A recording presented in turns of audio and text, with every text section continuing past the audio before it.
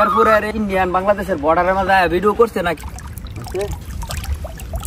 আসসালামু আলাইকুম প্রিয় দর্শক, অলরেডি আছি একটা পাথর কারখানা দেখতেছেন, কিন্তু আসলে এটা পাথর কারখানা বললে ভুল হবে। এখানে হচ্ছে ইন্ডিয়ান বর্ডার। আমরা ইতিমধ্যে আছি শেরপুরের নাকুগাঁও স্থলবন্দরে।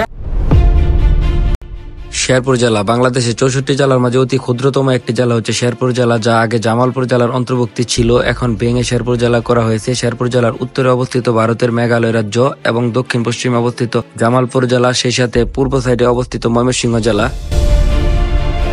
1363 বর্গ কিলোমিটার আয়তনে শেরপুর জেলায় জনসংখ্যা প্রায় 15 লক্ষের অধিক। হিন্দু, মুসলিম, বৌদ্ধ, খ্রিস্টান সমস্ত ধর্মের বাসিন্দারা শেরপুর জেলায় বসবাস করে, তবে অধিকাংশ জনসংখ্যা মুসলমানের পাশাপাশি উপজাতি। পাথরের বাণিজ্যকে অগ্রগতি করার জন্য 2015 সালে শেরপুর জেলার নালিতাবাড়ী উপজেলায় নাকুগাঁও অঞ্চলে স্থাপন করা হয় একটি স্থলবন্দর, যার মধ্য দিয়ে ওই অঞ্চলের ইন্ডিয়া এবং বাংলাদেশে পাথরের ব্যবসা বাণিজ্যের অগ্রগতি হয়েছে অনেক। প্রতিদিন হাজার হাজার ট্রাক এই স্থলবন্দর দিয়ে আসা যাওয়া করে। নদী, নালা, খাল, বিল, পাহাড়, পর্বত এবং প্রাকৃতিক সৌন্দর্যে ভরপুর হচ্ছে শেরপুর জেলা। এই স্থলবন্দরের পাশ দিয়ে ভারতের মেঘালয় রাজ্য থেকে স্বর্ণখচিত নদী বয়ে আসছে বাংলাদেশের বুক চিরে, কেননা এই নদী থেকে যা পাওয়া যায় সম্পূর্ণ স্বর্ণের মতোই দাম, তা হচ্ছে সিলেকশন বালু। স্বর্ণের বালু দেখো ওই, ঠিক আছে, এটি হচ্ছে সিলেকশন স্বর্ণের বালু।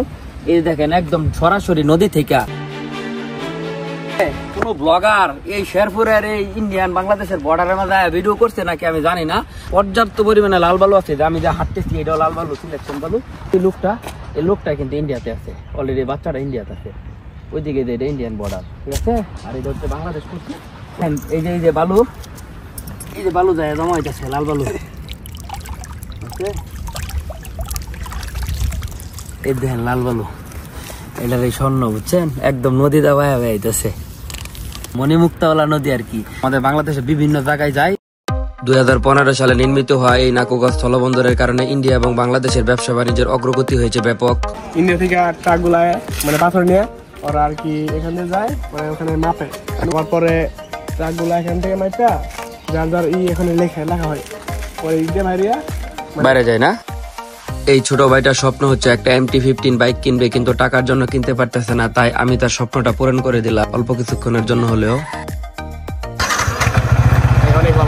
অনেক ভালো লাগতেছে, খুশি তো? নাকুগাঁও স্থলবন্দরে আসলে দেখা যায় পার্শ্ববর্তী দেশের সাথে ভালোবাসার বন্ধনটা কতটুকু সুন্দর এবং মধুর হতে পারে। যেমনি আমরা আমাদের প্রতিবেশীর সাথে ভালোবাসার সম্পর্ক গড়ে তুলি, তেমনি দেখেন এক পাশে বাংলাদেশ আর অন্য পাশে ইন্ডিয়ান, আবার বাংলাদেশ এবং ইন্ডিয়ার মাঝামাঝি স্থানে বাঙালিরা এখানে ধান শুকাচ্ছে, কিন্তু কোনো সমস্যাই হচ্ছে না। তবে সাধারণ যাত্রীদেরকে যাওয়া আসা নিষেধ। আপনি কি করেন? বালির ব্যবসা করি। আর কি কোনো ট্রাক আইতেছে নাকি? হ্যাঁ, টাকা প্রতিদিন কি পরিমাণ ট্রাক আসে এখান দিয়ে? হ্যাঁ, অনেক ট্রাক আসে। এমন যে এমনি বর্ডারের ঝামেলা বাংলাদেশ ভারতের বিভিন্ন, কিন্তু এই জায়গায় কি এরকম কোনো সমস্যা নাই না? শেরপুর জেলার নাকুগাঁও যে বর্ডারটা আছে অতি একদম সাধারণ একটা বর্ডার। এটা দেখতেছেন একদম নিস্তব্ধ, কিন্তু এটা একটা বাণিজ্যিক বর্ডার। এই যে দেখতেছেন বাংলাদেশের মানুষজনে বর্ডারের ভিতরে, এরিয়ার ভিতরে কিন্তু কাজ করতেছে। মানে বাংলাদেশ ভারতের একটা টানাপোড়েন সম্পর্ক চললেও এই জায়গায় কোনো টানাপোড়েন চলে নাই। এখানে ব্যবসা বাণিজ্য প্রতিনিয়ত চলছে। যাই হোক, যদি ভিডিওটা ভালো লাগে, বর্ডারের ভিডিওটা ভালো লাগে, তাহলে অবশ্যই লাইক, কমেন্ট, শেয়ার করে পাশে থাকবেন। আর আশিক ব্যাপারী ব্লগসের পাশে থাকবেন নতুন নতুন সুন্দর সুন্দর বিভিন্ন বাংলাদেশের ভ্রমণের ভিডিও দেখার জন্য। Bye bye.